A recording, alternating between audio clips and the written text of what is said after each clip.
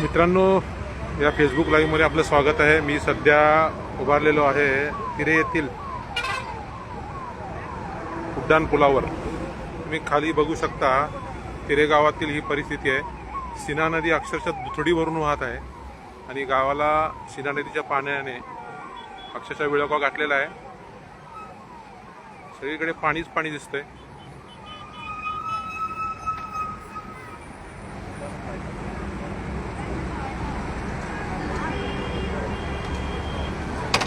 पूर्ण गावामध्ये या नदीचं पाणी शिरलेलं आहे, त्यामुळं गावामध्ये महापूर आलेली परिस्थिती आहे।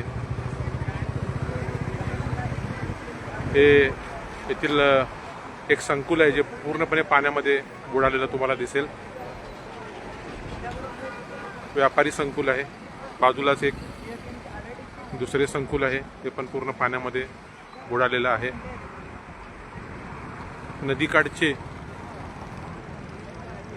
जो मानवी वसाहतीचा भाग आहे त्या ठिकाणी पाणी पूर्णपणे शिरलेलं आहे। तुम्ही दूरवर बघू शकता, सगळीकडे पाणीच पाणी दिसतंय। सखल भागामध्ये पूर्ण पाणी पावसाचं शिरलेलं आहे। उंच भागामध्ये तितका असा पाण्याचा प्रभाव नाही आहे, त्यामुळे तिथले लोक सुरक्षित आहेत। पण नदीच्या बाजूला जो भाग आहे तर तुम्ही बघू शकता, ही परिस्थिती आजची आहे। तिरे येथील उड्डाण पुलावर, सीना नदीच्या उड्डाण पुलावर ही दृश्य तुम्ही लाईव्ह बघू शकता। गावातील अनेक नागरिक हे पाणी बघण्यासाठी या ठिकाणी जमा झालेले आहेत। सीना नदी अक्षरशः दुथडी भरून वाहत आहे। पूर्ण गावामध्ये नदीचं पाणी शिरलेलं आहे। जो सकल भाग आहे तिरे गावातला, त्या ठिकाणी तुम्हाला हे पाणी शिरलेलं दिसेल। एक संकुल बुडालेलं आहे, व्यापारी संकुल पाण्यामध्ये। सध्या नवरात्र चालू आहे।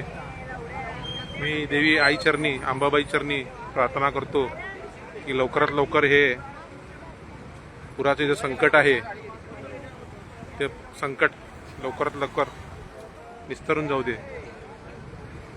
हे जगतजननी, हे तुळजाभवानी माते, ज्या लोकांना या महापुराचा सामना करावा लागत आहे त्यांना शक्ती दे, त्यांना धैर्य दे, त्यांच्यापर्यंत आमची मदत पोहोचू दे, त्यांना सुरक्षित ठेव, अशी मी आई तुळजाभवानी चरणी प्रार्थना करतो।